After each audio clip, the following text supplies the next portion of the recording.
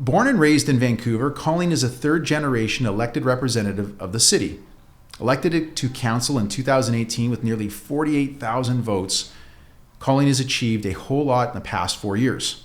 Some examples include the successful motion requiring speakers to City Council to identify if they are a Vancouver resident, being instrumental in creating the role for Mike McDonald, the Independent Auditor General for City of Vancouver, serving on the Mayor's Task Force on Housing Affordability, and continuing to raise the awareness of the impact rezoning has on affordability. With a passion for the city and politics, many would be surprised to learn that Colleen has actually had a successful 20-year career in the film industry, where she has produced dozens of film and TV projects, was named one of the most powerful people in BC by the BC Film Industry, and is a longtime member of the Directors Guild of Canada. Outside of council and film industry, Colleen is a successful entrepreneur of 3 companies. She's a mother, grandmother of 2, and a wife of BC Entertainment Hall of Fame actor Gary Chalk, or as I know him, the voice of Optimus Prime. On today's show, we're going to ask the obvious question, why do you want to become mayor of Vancouver, and explore some topics impacting the city today. Colleen, thanks for being on the show. My pleasure. First big question, why do you want to become mayor of Vancouver?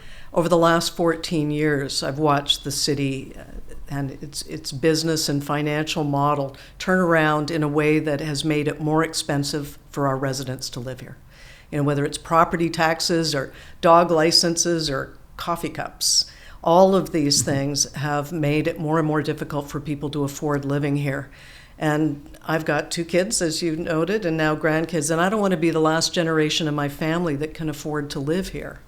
Well, that's good. Well, I remember when I sat down with your counterpart, one of your colleagues, Adrienne Carr. She was actually my very first city council podcast guest, probably 3 years ago now.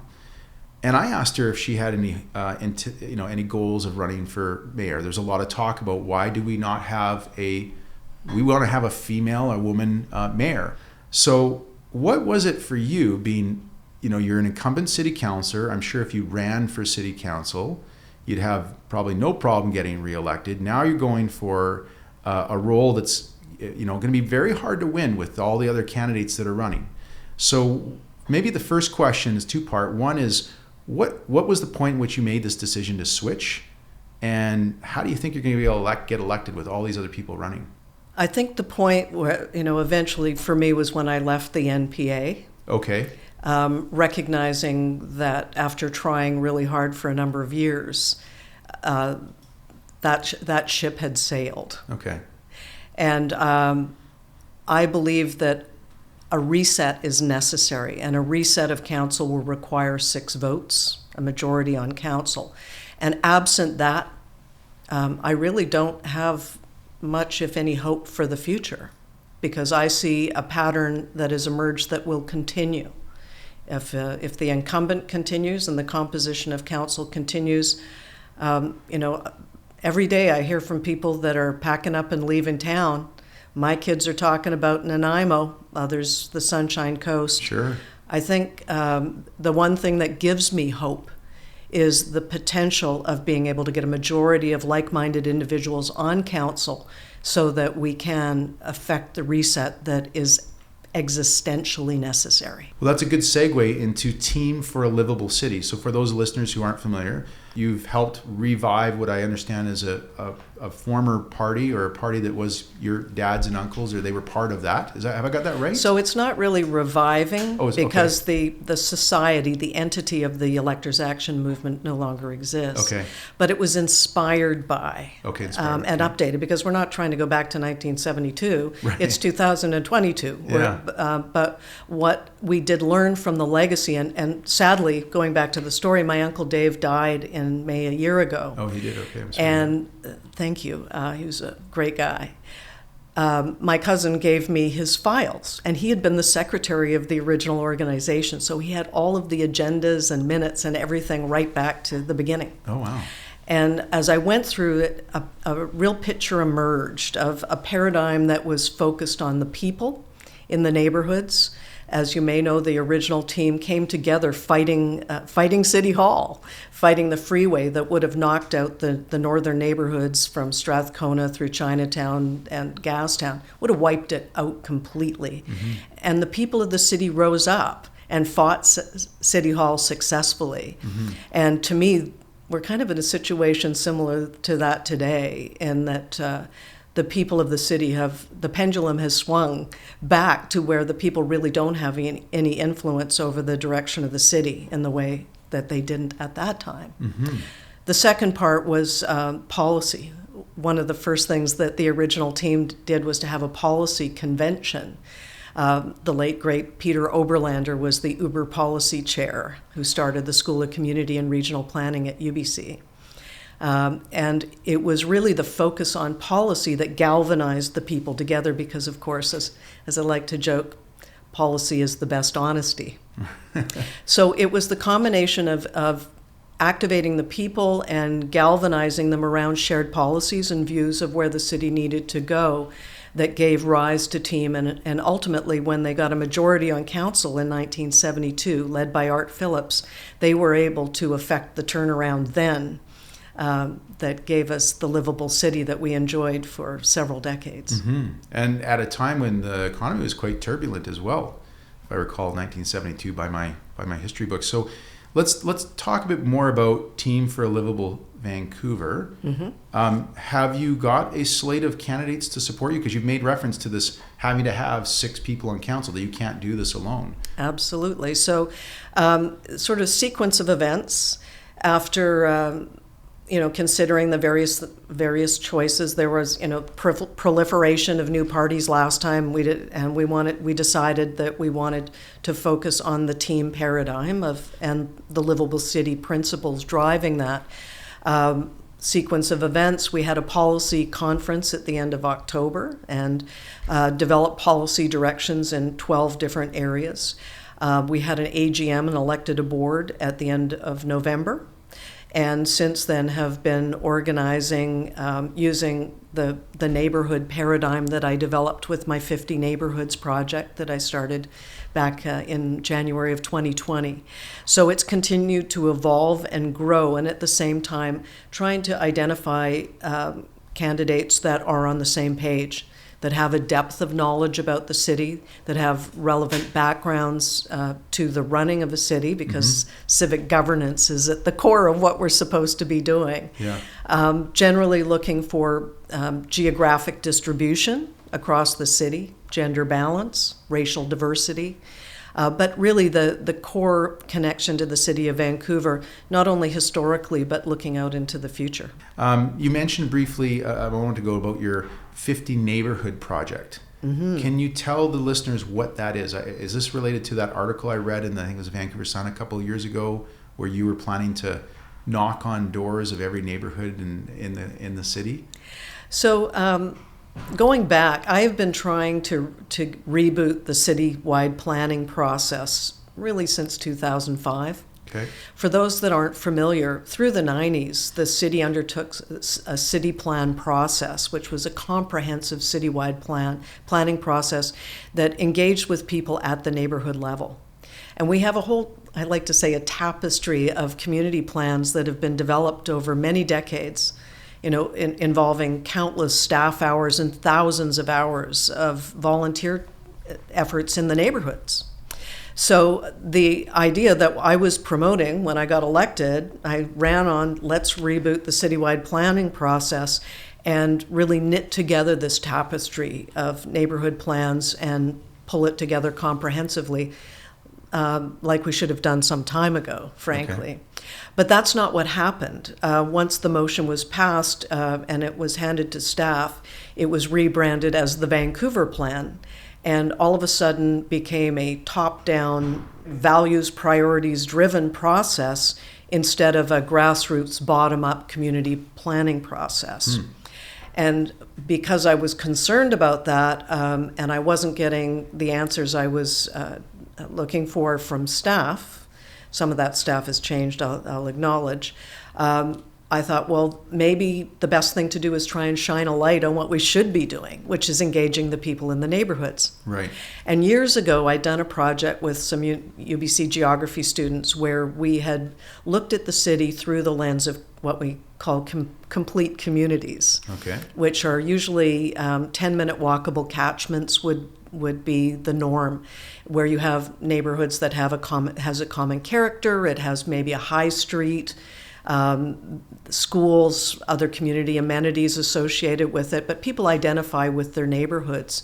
And so I started doing these meetings in person based off of that 50 neighborhoods paradigm that we developed at UBC. And then I talked to people about their neighborhoods. And initially we did them in person. We'd get a map up and we'd do what's called a charrette. But the core question was, if we need to add 500 to 1,000 new people into your neighborhood over the next decade, where are they going to live? Right. What's the housing typology? What are the impacts on mobility, getting around? Right. What about commercial activity, economic activity? Where are they going to be working there? And what about community amenities? Mm-hmm. Libraries, parks, community centers, schools, so green space. Is the idea here to, instead of paint the entire city with the same brush, to go, okay, well, you've got Kerrisdale, that's very different than Commercial Drive, which is very different than the West End, and so we need to kind of think more in terms of what those neighborhoods and communities need? Absolutely. Community-based planning is a process wherein you go in at a granular level. Yeah. Were's our neighborhood, and figure out how are we going to affect change in tandem with the people that live there. Yeah, we're planning for the future, but people are living there now, and people have been living there, over 136 years since the city was incorporated in many cases. And so it's important to be influencing our future plans with that kind of granular understanding of the neighborhoods as they exist today, and involving the people that live here in that process. And that's really the legacy of community planning that was the hallmark of the city up until 2008 anyway. So I started out in person and going into the neighborhoods one a week. The idea was 50 neighborhoods over 52 weeks. Right, that's the one a week, article I we'll get read. them out Yes, there. Yeah. But How'd of course, did you get there? I got in the end, but because what happened. So we started in January of 2020. What happened in March? Oh yeah. No one's going to want to answer any doors. No, it wasn't. And we were meeting in neighborhoods. We built a database of all different organizations, everything from childcare to seniors, from policing to BIAs, community groups, etc. And so we would invite representatives of all those groups and the general public to the community center or the church hall or whatever it is to come in and talk about how they would like to see their neighborhoods develop, with the expectation that there was going to be change and growth, because change is the only constant. So after the pandemic hit, we had to discontinue those. And so starting after the summer, I started switching to Zoom meetings instead, like everybody else. But we still brought in neighborhood groups through Zoom to talk about, how's it going? This is the history of your neighborhood, and where would you like to see it going? The original city plan process that was done in the 90s, pre-internet, involved 100,000 Vancouverites in that planning process. If we are really responsible to our residents and to our electorate, we should be listening to them very carefully about the development of the neighborhoods that they know best. Well said, and actually that goes back to one of the things that I saw you bring to council is the requirement for people who are speaking at City Hall to identify whether or not they are a Vancouver resident. So thank you for that. As a Vancouver resident, thank you for doing that. It just means that it's important for us to know that we're hearing from our constituents. Yeah, absolutely. One of my other questions, it's I think a lot of people think about when they look at Vancouver versus, say, a city like Edmonton or Toronto, is we have Vancouver proper, and it's a distinctly different city from Burnaby, from Richmond, from North Van, from West Vancouver. Yet we have policies here that they don't have, say, in Burnaby, and vice versa. And it kind of affects a lot of businesses. My question is, would you ever like to see Vancouver amalgamate into a much larger municipality with our surrounding towns like Burnaby and Richmond, New West? Vancouver operates under the Vancouver Charter, uniquely in this province. The rest of the municipalities operate under the Municipal or Local Government Act. On that basis, I am not a supporter of amalgamation. I do have issues with Metro Van as an organization, and I think that there should be a more effective form of regional representation of the people. Okay. The current format, I think, again, is disenfranchising the electorate. They're only represented through the elected appointees from different municipalities. But I don't believe that amalgamation in the way that you've described it is the solution. I'm going to talk about now the leadership at City Hall at the staffing level. In 2021, Mayor and City Council combined were paid just over $1 million in compensation. Okay. By contrast, if you take the top 10 city staff, they were paid nearly 3 times that number. Okay, these are staff that have also, in addition to $300,000, $250,000 to $300,000 salaries, these golden pensions that are worth millions of dollars in real dollar terms. Elected officials like yourself actually don't get any pension. A lot of people don't realize that.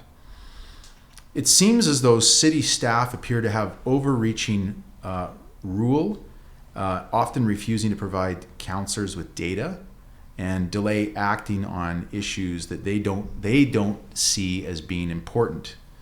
And there seems to be very little accountability to the public with respect to the senior level of staffing at City Hall. There's my comment. My question to you is, what's your view? So the corporatist model that we have at City Hall really in its current form began back in 2008 when Vision Vancouver received a majority on council. A little bit of a history lesson here. One of the first things that Gregor Robertson did was fire Judy Rogers, who was the longtime city manager, and brought in Penny Ballum, a former deputy minister of health, as city manager. And as I've been told by first-handers that were there, she came in with a binder this thick of her marching orders. And for those that remember, they undertook a core services review, which effectively restructured the civil service. It was like a business turnaround for those in the business community. So what happened was heads of departments jumped or were pushed, and succession planning was interrupted. And the net result at the end of the decade was a complete loss of institutional memory, and it was replaced with an entirely new organization. And that organization has grown in leaps and bounds in terms of headcount, as you know, just as the budget has increased substantially. Yeah. And when I was first elected, one of the first things I did was try and bring in a baseline review back to 2008 in order to be able to see what just happened over the decade. How do we double the budget? Where did the money go? 65% of the city's budget is attributable to HR, to salaries. Mm-hmm. So I've spent a lot of time analyzing what just happened, and there was a significant structural change in the civil service to a more corporate model. Mm-hmm. And this has been illustrated, for example, there used to be a civic management team, the city manager, that morphed into the corporate management team, or CMT, and is now described as the CLT, or corporate leadership team. Okay. And that semantic difference is very telling, because the senior staff are no longer viewed as managing the city, but rather leading it. The city. But not being elected. But the elected officials, so the council are viewed as a board of directors who are basically there to ratify the recommendations of management and staff. Now, of course, the notion is that the elected representatives, like in a business, have shareholders, being the electorate. Yes. But my observation is in this model that we have advanced over the last now 14 years has degraded the impact that the electorate can have on City Hall. Mm-hmm. So, Colleen, I've noticed that you mentioned twice now 14 years ago. What happened 14 years ago that was a pivoting point? Because you mentioned that twice now. So it was 2008, right? Okay. 2008, what happened? Well, the business community will remember there was this crash that happened. Yeah. Yeah, so the crash happened, and it coincided that fall with the election of Gregor Robertson and Vision with the majority on council. Right. And that majority allowed them effectively to institute a turnaround. Yeah. That reflected, I believe, policies that had been developed earlier when Larry Campbell was mayor, actually in the 2002 to 2005 period. For those that remember, this was the short time when COPE formed a majority on council, and when Vision split away from COPE. And I think it was at that time that people that were involved on council and in the background in the mayor's office determined that there wasn't enough money in the city's existing business paradigm. And they needed to find new ways, new revenue streams in order to fund their vision. And so when they got in 2008, that was what they set about doing. Now you made, and I forgot the names, but you made mention of when Gregor Robertson came into as mayor, he fired the city manager. Yes. Who was it again? Judy Rogers. And he hired Penny Ballum.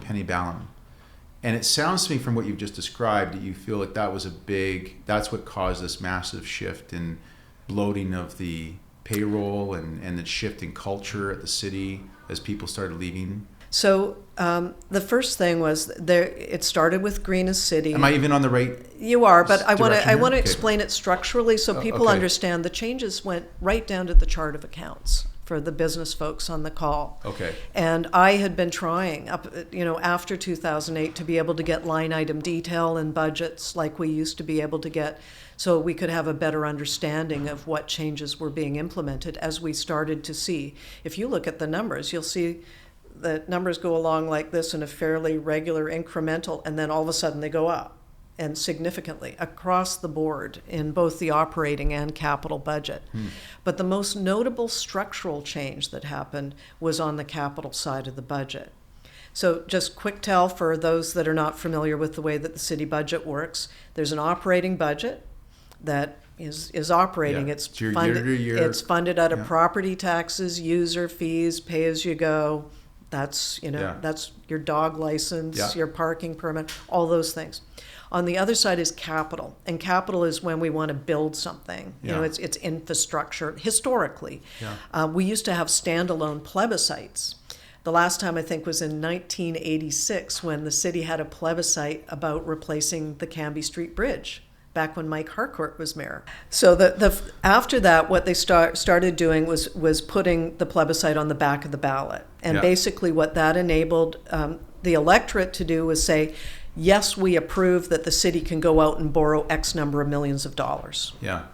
And again, the terms were 2-year terms up until 1993. Then they went up to 3-year terms, and then in 2014 up to 4-year terms.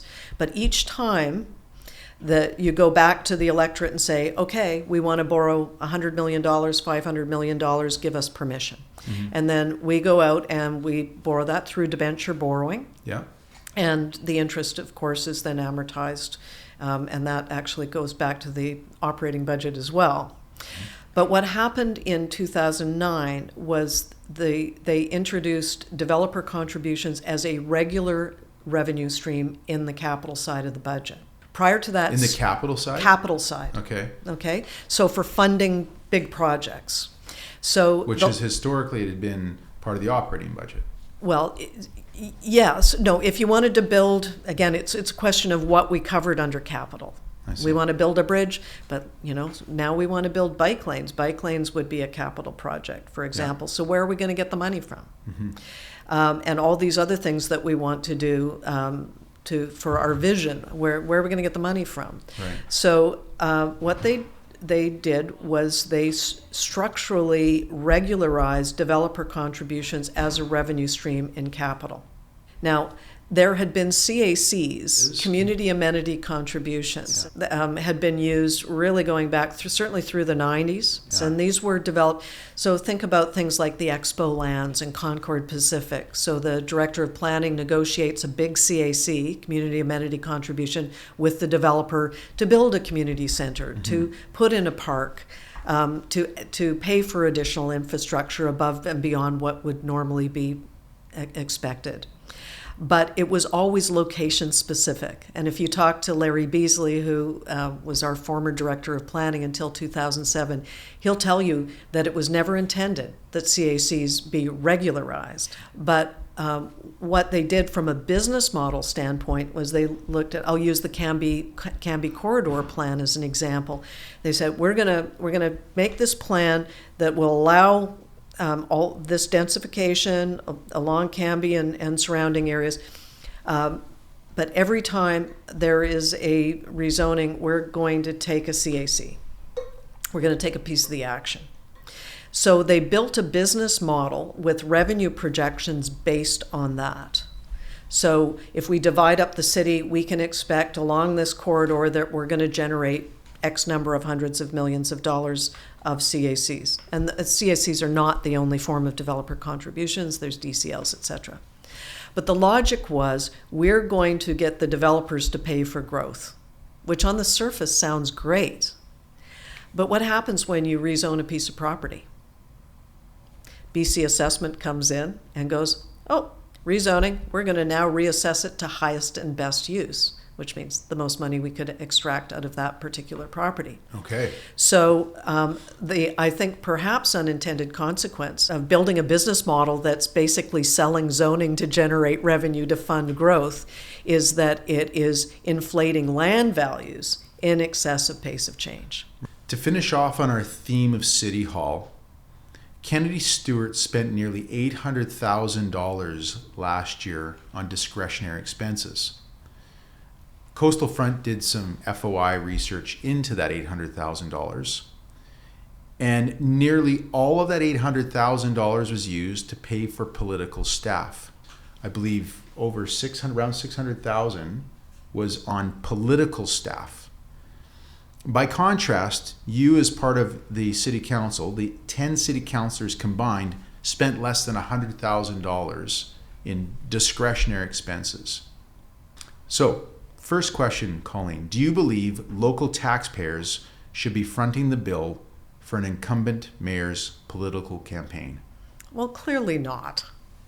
Look, this started, again, it goes back to Gregor Robertson. He ballooned the size. It did. I mean, this is just one example of the empire building that happened at City Hall under the Vision regime. And all you have to do is look at the head count that occurred and break it down by department to see who are the beneficiaries of the largesse. And yes, the mayor's office is a big part of that. He's got 2 chiefs of staff, policy folks, communication folks, and in contrast, counselors get a $30,000 allocation. I used mine on a university student who's had to work retail on the side to pay the rent. Mm-hmm. But it's not enough money. We don't even get a full-time assistant at City Hall. It's 2 counselors per assistant. Yeah, that's right. So it's disproportionate without question, but it's part of the legacy that goes back to Gregor Robertson and Vision. We're going to pivot now to talk about housing and development. My question to you is, how are you going to approach the issue on housing in this city differently than the current or previous mayors have? I've been trying to get housing data since I was elected. When I first, we were elected in October, sworn in November, we had to pass the budget and capital plan in December. And the budget that we got is a budget presentation document full of narrative and infographics. And for the business folks that are on the call, show me the real budget, give me line item detail. I want to have access so I can do proper analysis. And I've continued to push for that. But one of the first things I did notice was the big number in the capital budget and the revenue side attributable to developer contributions. So I went... Which you've highlighted earlier. I was going, holy cow, well, how do you know, projecting out into the future, how much money you're going to be generating? So I spoke to the then director of planning, and he told me there was a pipeline of development behind the numbers. And I said, whoa, show me the pipeline. And I was told I couldn't see it. For what reason? The city manager wasn't making that possible at the time. So I met with the CFO and I asked about what was behind the revenue projections, and was there a pipeline, and I got no response. And when I asked, well, what is behind those revenue projections, the answer that I got was zoning. And that's what prompted me to start to go down the path of trying to understand what was going on in the city's financial model, because it is tied to our housing situation.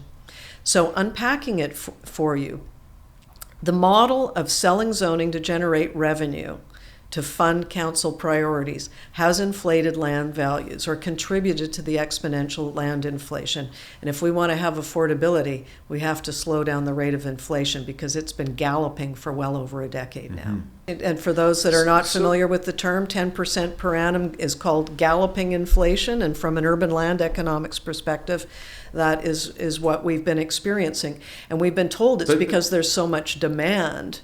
But in fact, the inflation and the production of a large amount of product, because we are talking about housing product here, for offshore sales has driven much of this. Look, I'm a free market capitalist type of person, so to be the devil's advocate, isn't the issue of housing, at least locally, I mean, I think anywhere, a simple equation of the demand is outpacing supply? No, it's not. Why not? I mean, how is that not possible? Because again, from an urban land economics perspective, you have to unpack the levers of production.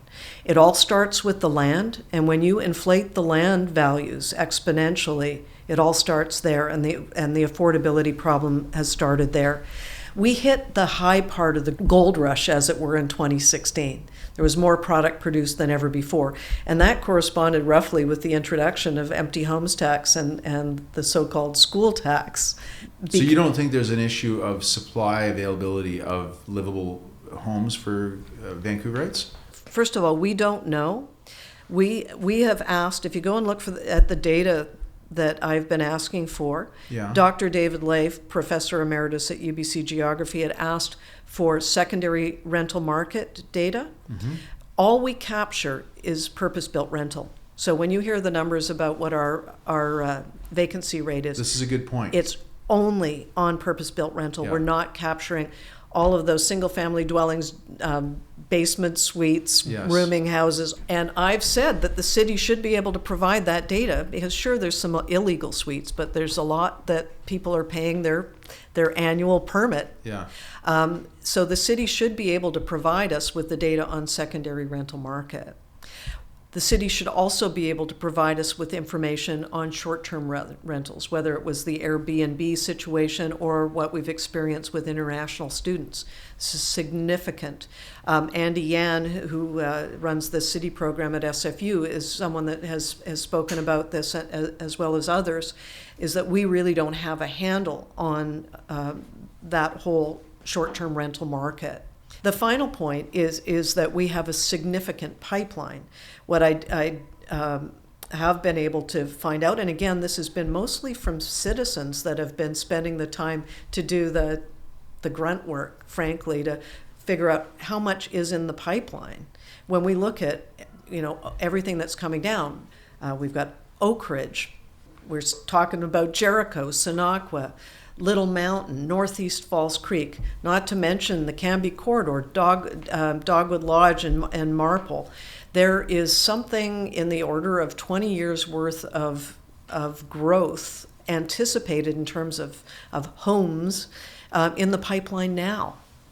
So the point that I'm trying to make is that we should really have a better handle on what our existing housing situation is before we make pronouncements about what we need. Okay, Colleen, so you're giving me an interesting perspective on this that I haven't really understood before. So I'm going to take some time to reflect on that. But let me go back to one of my comments that I've gotten back from some pretty prominent real estate developers here in the city. We've talked to quite a few of them. I know some of them personally, and many of them have basically said they just simply won't build in Vancouver anymore. Many of them have had land here and they've let those projects build and they haven't replaced them. They love building in Burnaby. They love building in West Vancouver because they can get projects done faster. One of them actually's gone as far as going out to Edmonton because they can, in his words, I can take a project that would take me 7 to 9 years to build in Vancouver, will take me 2 to 3 years to build in Edmonton with the same amount of capital. Do you agree with David Eby's proposal that municipal government should no longer be in charge of the permitting process due to the massive delays and red tape that are caused here in Vancouver? Absolutely not. Okay. That is, again, we do live in a democracy, and we have a responsibility to our electorate, and I find that an incredible statement. But I still would like to unpack the costs. Some of what you said, let's go back a step if I can. Yeah, because we're at 2 points there. So to be clear, you don't agree with Eby's statement. No, I don't. I think it's irresponsible. You believe this should be left in the hands of the city. This is not for the province to get involved Absolutely not. Okay. If I'm a developer, I have a pro forma. I'm trying to figure out, ultimately my objective is to make money. Builders got to build, that's our business. I understand that. It starts at the land. And if the land is expensive and the value of the land has grown exponentially, that is going to be the principal lever on affordability. So then what are the other levers that influence housing production? Well, time is one of them. And they're absolutely right, is that the time that it takes to get permits through is outrageous. And that's the feedback they give, because they understand that the cost of a square foot of land in Vancouver is going to be more than Coquitlam, okay, or Chilliwack, but that's their main point, is that they have so much uncertainty around because these projects take so long now. So if you talk to the guys that used to work at the hall before the regime change, they used to pride themselves in being able to get permits approved and move through the process quickly. But what we've seen again is a doubling of the size. There was 243 new FTEs in the planning department that were added. So for the listener, was an FTE? Full-time employee. Okay, yeah, right. So at the time, the argument was we need to add all of these people to make a more efficient system, when in fact the outcome has been, as this one old timer said to me, when the regime change came in, now there's half a dozen people sitting around a table holding hands singing Kumbaya was the joke, and no decisions get made and things get dragged out and dragged out and dragged out. So there is no question that efficiency in terms of time is one of the levers, because time is money. If it takes you all that time, the bank's the one that benefits. It's going ka-ching, ka-ching, ka-ching. Yeah. So without doubt, there has to be efficiencies achieved in the timing. But I would say that has to happen within the existing zoning. If we want to get inflation under control, but the good news is there's boatloads of existing zone capacity that we can grow into. Let's just make it more efficient in our approvals process. We can't do a lot about labor and materials because the market is determining it. The busier it is in town, the harder it is to get crew, the prices go up, and the supply chain side of things influences that as well. But there are two other things besides time that the city can do. One is the cost of permits. Now, the cost of permits has just exploded similarly because, again, I'll argue there's more mouths to feed. A simple inquiry permit used to be $400. Overnight, it went up to $2,900. Wow. Same thing. Why? Because the city needs the money. And there is, a constellation of permits now, every step of the way, and it's all designed to extract as much revenue. Again, what is our motivation? Our motivation is to generate as much revenue as possible to fund council priorities. Then the final lever in this is the building code itself. Okay. Vancouver has its own building code separate from the rest of the province, similar to what, we have a Vancouver Charter separate from the Municipal Act. And under the Vancouver Building Code, it is Byzantine in its complexity. Again, this is something that we've seen particularly over the last 14 years, and I know there's discussion about trying to simplify the processes, but it's this is again one of the ironies of the whole situation. We've made it more complex. And so I do believe that, yes, we can do something about the time, we can do something about the permits, we can do something about the building code if there's the political will to do it. Okay. But the status quo does not want to be disrupted. Right. Okay, good answer. The Broadway Plan. Those who support it say it will bring 42,000 more jobs and 50,000 more residents, and that it's a commitment to the strongest renter protections in North America. What are your concerns regarding this plan? It starts with the land. I mean, if the city has already, think of it like a big pro forma, not just for a building. Think about it, a pro forma for the forest, not just the trees. And it has determined how much money it thinks it can extract from this development. That's what this is all about.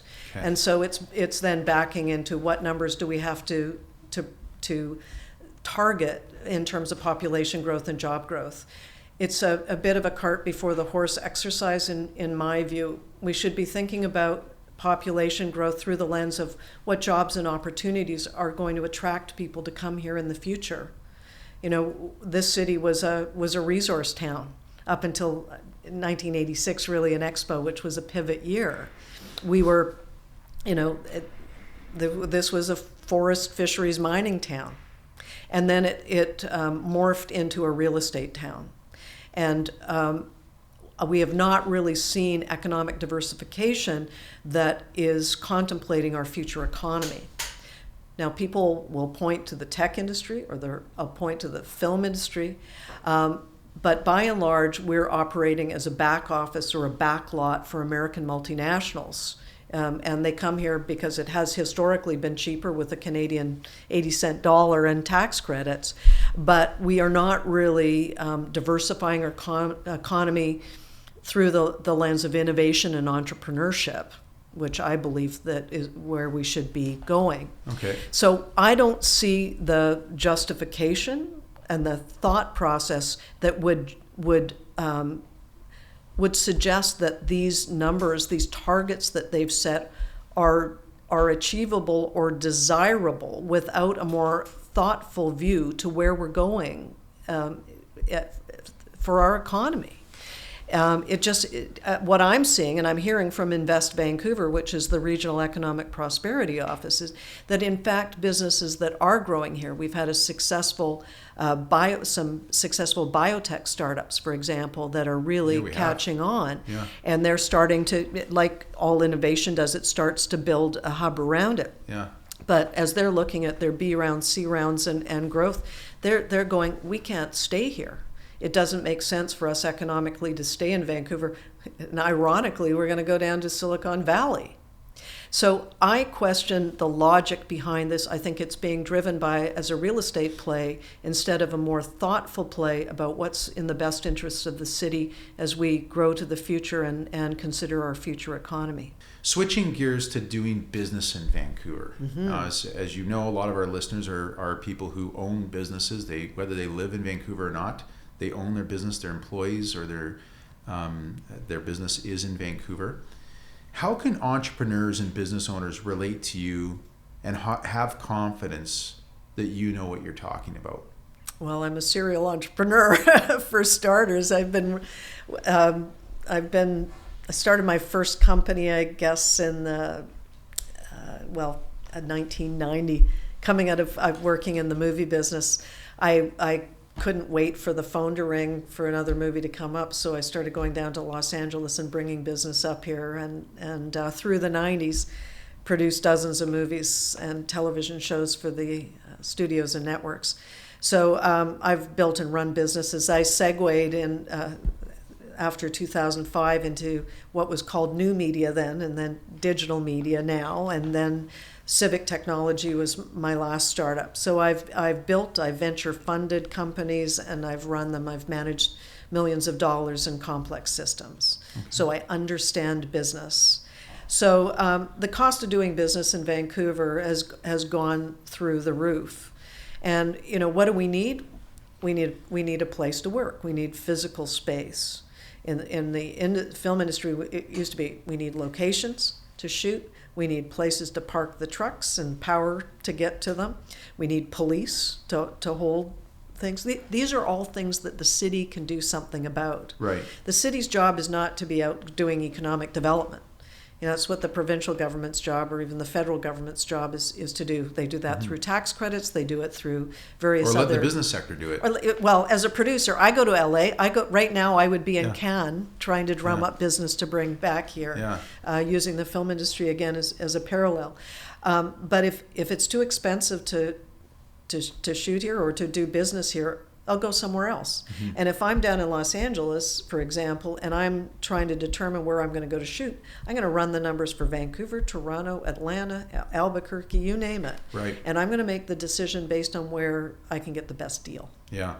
And if it's not Vancouver, we're pricing ourselves out of the market. What about the tech sector? Vancouver has some hugely successful tech startups. So my question is simply, with respect to the tech sector, because the world is changing, Vancouver's not the industrial city that it was 100 years ago. Yeah. Maybe some of the outlying communities are. How would you support this tech sector yourself? Like, what would you do to? It's all about space. Again, it's not the city's job to. We don't do tax credits. We could give you some free rent. It's about physical. It's about where your offices are, where your facilities are, and getting, if it's an incubator hub, that's really what the role of the city is. So really the things that the city can be doing are the nuts and bolts on the ground stuff. And if it's about space, then give me a place to work. Okay, to finish, we're going to go into our what we're describing as our real citizens concern round of questions. We're going to go through these quick. Mm-hmm. They're largely yes or no questions. If you want to pause to validate or to expand on one of your answers or a couple of your answers, please do so. Mm-hmm. Are you ready for this? Sure. Okay. Climate change, homelessness, poverty, and other global social issues seem to consume a lot of council time and energy. By contrast, road maintenance, wastewater treatment, aging community centers are generally things that the city should be focused on. Will you commit to refocusing on issues that are truly civic, yes or no? 100%. Okay.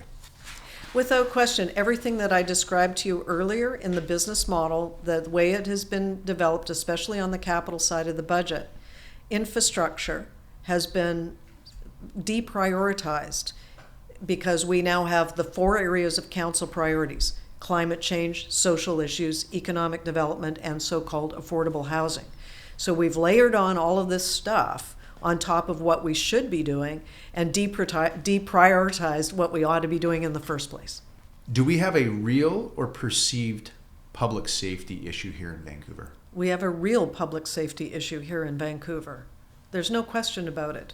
Next question. Do you feel the VPD is properly funded?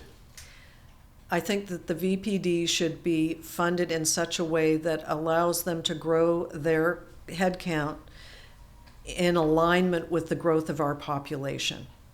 Okay. So it needs to continue to grow, but it needs to grow incrementally to reflect the needs of the people in our city.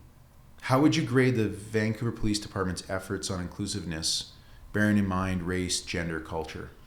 I think they're doing an excellent job in the diversity file. Residential property tax, would you increase it, decrease it, or leave it where it is? It should be in line with the cost of living index. So I'm certainly not going to increase it. Decreasing it is problematic. And again, in order to affect the reset that I'm talking about, we're going to have to make some hard decisions. So I wouldn't expect it to be going down.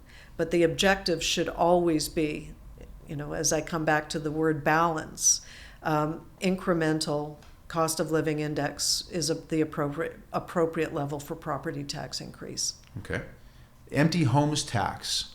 Do you support the 5% increase which the mayor has introduced? I do. You got to remember that the empty homes tax was there as an incentive or disincentive, depending on how you look at it, for leaving homes empty, because supposedly we need places for people to live. And we have sold, tens of thousands of units offshore. And I think it's appropriate to try and bring that product back into the market from a rental perspective. Okay. So it's not intended to hurt the people that live here now. It's intended to get the people that are sitting on those safe deposit box in the sky.